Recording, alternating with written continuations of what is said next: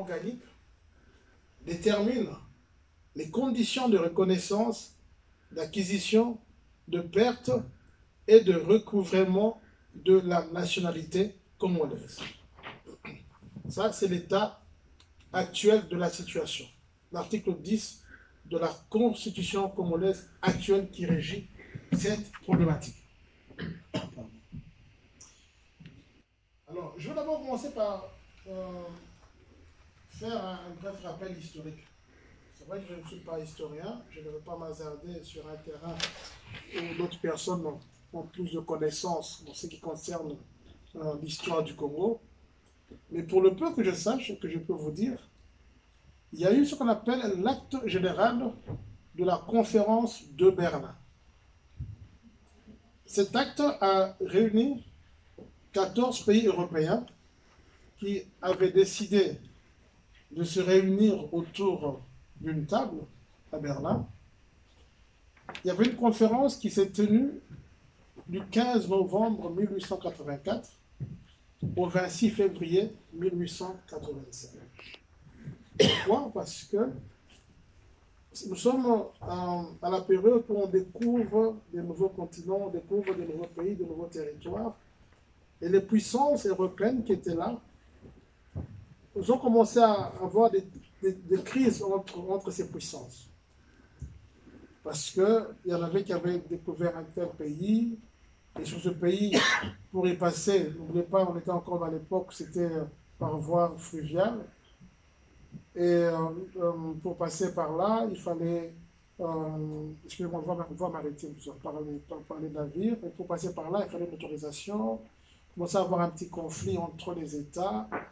Et enfin, pour éviter que le différend ne perdure, les États européens se sont mis d'accord pour qu'ils puissent ensemble établir un acte dans lequel ils se mettent d'accord comme un traité où chacun pouvait avoir la gestion d'un territoire qu'il pourra diriger et sur base de cela, il pourra laisser libre passage à l'autre qui voudra se rendre sur son territoire. Ça, c'est en gros.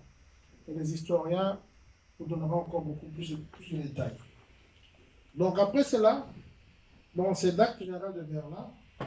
C'est de là où les États, les grandes puissances réunies, ont décidé enfin de partager quand même ce nouveau continent. Ce n'est pas nouveau parce que l'Afrique a été découverte bien avant. Mais vu qu'il n'y avait pas encore une certaine... il n'y avait pas des règles imposées et des États bien reconnus, ils se sont dit non, nous allons nous partager ce continent et chacun aura une quote-part sur laquelle il pourra exercer une certaine souveraineté.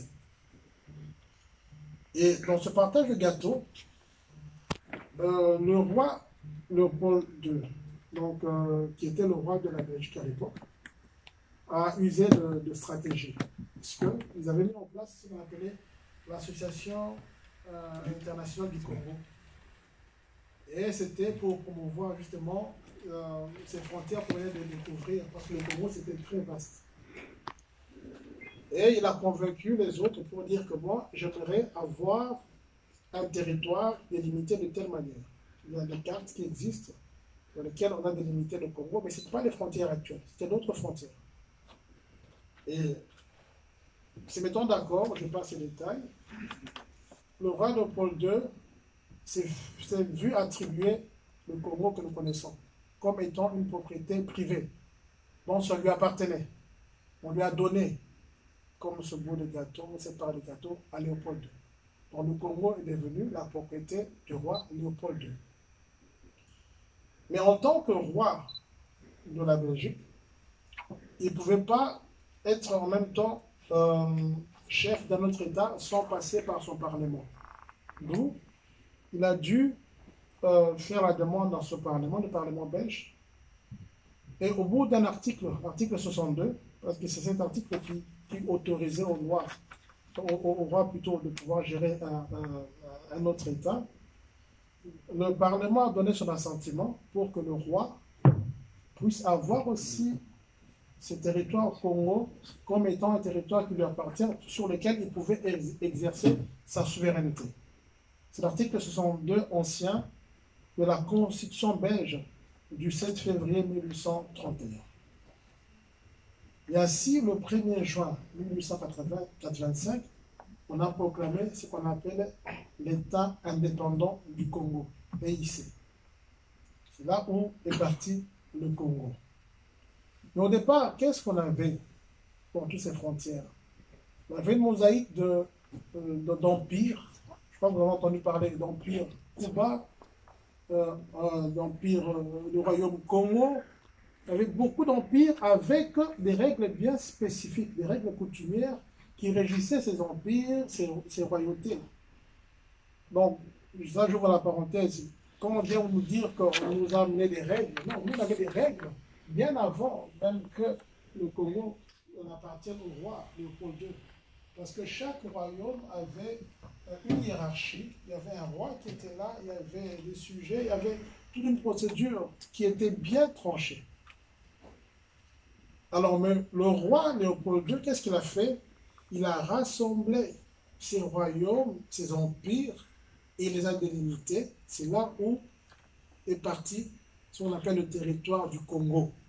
Le Congo tel que nous le connaissons. Parce que, n'oubliez pas que d'un autre côté, on avait aussi un autre Congo qui est français. Mais ça, je ne vais pas entrer dans les détails parce que ce n'est pas obligé de notre sujet de ce jour. Voilà, je m'excuse, donc je vois que le modérateur du jour est un peu en retard, il peut passer devant. Vous allez l'excuser, il était un peu à l'heure congolaise. Les joueurs de Charleroi, c'est un bon Carolo qui se respecte. Voilà, je n'ai rien dit d'autre, je ne vais pas avoir la faute de Carolo. Donc voilà, donc pour vous dire que, juste pour vous éclaircir, quand on parle du Congo, ce n'est pas les gens qui étaient au Congo qui ont voulu délimiter le territoire pour qu'il s'appelle Congo. Non, ça c'est important. C'est le roi Léopold II qui a dit que tout ce territoire, le nom qui m'appartient, ce territoire s'appellera Congo. Et là, j'aimerais tellement que les historiens puissent faire un travail pour voir quelles étaient les relations entre les peuples qui étaient en ce moment-là sur ce territoire. Ça va nous aider pour l'avenir. Et vous voyez qu'il y a déjà une commission qui est mise en place avec l'indépendance du Congo. On parle de si le roi doit présenter des excuses ou pas. En fait, je dis ça parce que pour moi, il faut aller au-delà. Il faut qu'on nous dise la vraie histoire, qu'on réécrive la vraie histoire. Parce que souvent, l'histoire nous est présentée sous une seule facette. Mais nous devons avoir l'histoire dans sa globalité. Ça, je ferme la parenthèse. Bon, je disais que là est né l'État indépendant du Congo.